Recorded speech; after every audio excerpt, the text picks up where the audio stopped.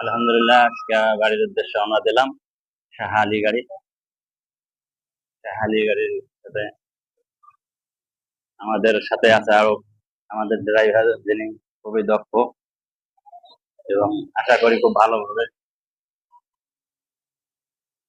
পৌঁছাতে পারবো। জিহাদ,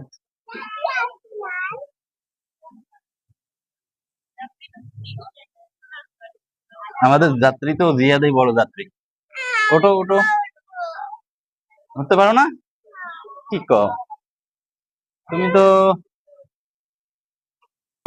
হ্যাঁ, এবার এই তো বসলাম গাড়িতে, সিটে।